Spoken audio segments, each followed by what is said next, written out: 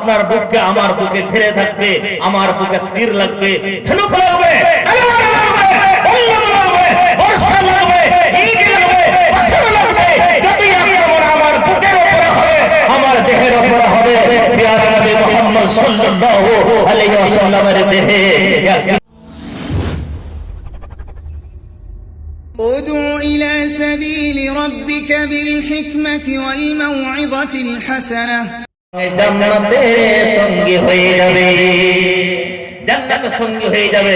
যাই হোক, এই সমস্ত সেমিনার গুলোতে আমাদের অতটা মানে যে বেশিক্ষণ বক্তব্য দিতে পারা যাবে না, হাতে কাগজ চলে এসেছে, বলার অনেক কিছু আছে। আমি আপনাকে বলছি যে সাহাবায়ে কেরামেরা ওই সময়তে আল্লাহর নবীর মানে যে আল্লাহর নবীর উপরে আক্রমণ যেন না হয়, নবীকে যেন মারতে না পারে, এই জন্য এক নয় দুই নয় 7 জন আনসারী সাহাবীর লাশ ওখানে পড়ে আছে, নবীজির শরীরে একটা তীর পর্যন্ত লাগতে দেওয়া হয়নি। শুধু তাই নয়, হযরত আবু তালহা নবী মুহাম্মদুর রাসূলুল্লাহ সাল্লাল্লাহু তাআলা আলাইহি ওয়াসাল্লামের একেবারে পিছের দিকে দাঁড়িয়ে গিয়ে নবীর বুককে একবারে ঘিরে নিলেন। নবীজিকে বলছেন, ইয়া রাসূলুল্লাহ, আপনি পিছন দিকে থাকেন, একটু মানে যে মাথাটা নিচু করে একটাও তীর আপনাকে লাগতে দেব না। নাহরি দুনা নাহরি, আপনার মানে সিনা, আপনার মানে যে বুক, আমার আপনার বুককে আমার বুকে ঘিরে থাকবে, আমার বুকে তীর লাগবে, ধনুক লাগবে, বর্ষা লাগবে, ইট লাগবে, পাথর লাগবে, যতই আক্রমণ আমার বুকের উপরে হবে, আমার দেহের উপরে হবে, প্রিয় নবী মুহাম্মদ সাল্লাল্লাহু আলাইহি ওয়াসাল্লামের দেহে কিঞ্চিত পরিমাণ আঘাত আসতে দেব না। নারে তাকবীর, নারে এইরকম করে নবীজিকে ভালোবেসেছেন এবং নবীর জন্য জীবন দিয়েছেন আল্লাহ পাক রব্বুল আলামিন। তাই বলছেন যে ইন্নাল্লাহ আশতারা মিনাল মুমিনিনা আনফুসাহুম ওয়া আমওয়ালাহুম বিআন্না লাহুমুল জান্নাহ। ভাই সকল, শুধু তাই নয়, সাহাবায়ে কেরামরা নবীজিকে কেমন করে ভালোবেসেছেন। হযরত আব্দুল্লাহ বলার হযরত আব্দুল্লাহ শহীদ হয়ে গেলেন উহুদের প্রান্তে, উহুদের যুদ্ধে।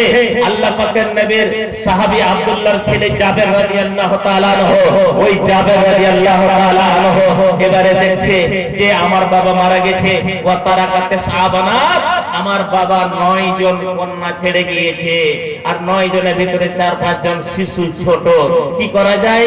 তখন এবারে চিন্তা ভাবনা করে বিরাট বড় একটা বলিদান দিল, যে বলিদান দিয়ে একটা বিধবা মহিলাকে বিবাহ করলো তার বোনগুলোকে দেখার জন্য। কয়েকদিন পরে তার বাড়িতে লোক আসতে আরম্ভ করলো, সবাই বলছে তোমার বাপের কাছে 50 কিলো খেজুর পাই, আরেকজন বলছে তোমার বাপের কাছে 1 কুইন্টাল খেজুর পাই, কেউ বলছে এত টাকা পাই, এত অমুক পাই তমুক পাই। হযরত জাবেরের মন খারাপ হয়ে গেল, এতগুলো কর্জ কেমন করে পরিশোধ করি, ছোট্ট একটা আমার বাগান আছে, গরিব মানুষ। নবীজির কাছে গেলেন, নবীজি এরকম ব্যাপার, আমি ওদেরকে বলে দিয়েছি কালকে ওরা খেজুর পারবো, আর পর্যটকদেরকে আমি ডেকে নিয়েছি, আপনি একটু বাগানে আমার আসবেন, ওকে লোকেরা দেখবে, আমি যতটা পারি ওদেরকে দিয়ে দেবো, আর 1 বছরকার মোহলত নিয়ে নিব। আপনাকে দেখে, আপনার চেহারা দেখে ওরা হয়তো আমাকে যদি ছাড়ে, কিছু যদি মাপও করে দেয়, বা 1 বছরে যদি মোহলত আমাকে দেয়, আবার যখন খেজুর হবে তখন দেবো, তো আপনি একটু আসবেন বাগানে। নবীজি বললেন ঠিক আছে, তুমি 3টে জায়গাতে তোমার খেজুর গুলোকে ঢের করে রাখিও। এবার হযরত জাবের খেজুর ঢের করে রেখেছে, আল্লাহ নবী গেলেন, যাওয়ার পর যেমনই যাওয়া, যখন হযরত জাবের নবীজিকে দেখা, তারা সমস্ত লোকেরা পর্যটকেরা ওই সময় সমস্ত লোকেরা আরো রাগান্বিত হয়ে গেল, কার উপরে? জাবেরের উপরে, কার কর্জ আদায় করে দিতে হবে। যাই হোক, আল্লাহ পাকের নবী যখন এরকম দেখলেন, তখন হাওলাল বাইদারিল আযমে সালাসা মাররাত, যেটা হলো বড় ঢের, ওটাতে 3বার উনি চক্কর লাগালেন, দুয়ার বরকতের দোয়া পড়ে দিলেন। হযরত জাবেরকে বললেন মাফ করে দাও।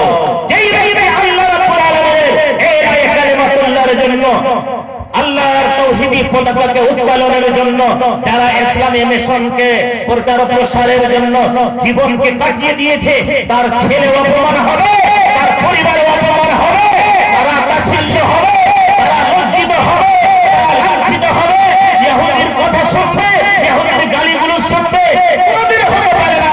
আমি মুহাম্মদ বললাহে জাবের তোমার বাপের কর্জা আল্লাহ আদায় করবে। তারা যে ধরো আর এক এক করে সমস্ত লোকদেরকে লাইন করো আর যে যতটা পায় তুমি মাফ করে দাও। নবীজি দাঁড়িয়ে দাঁড়িয়ে দেখছেন আর হযরতে জাবের মাফ করে দিচ্ছেন। যত ছিল কুইন্টালের কুইন্টাল আর হাজার হাজার টাকা আর মানে যে কর্জ এক এক করে সমস্তকে বন্ধন করে দিয়ে দিলেন। আর হযরতে জাবের বলছে শেষের সময়তে আমি ওই ঢেরটার দিকে তাকিয়ে দেখছি যে লাম ইয়ানকুস তামারাতান ওয়াহিদাতান, একটাও খেজুর আমার ঘটেনি। সকলে বলেন আলহামদুলিল্লাহ, আরো জোরে বলেন আলহামদুলিল্লাহ। একটাও খেজুর ঘটেনি, আমি যে মাফ করে দিলাম যেরকম সেরকম হয়ে আছে।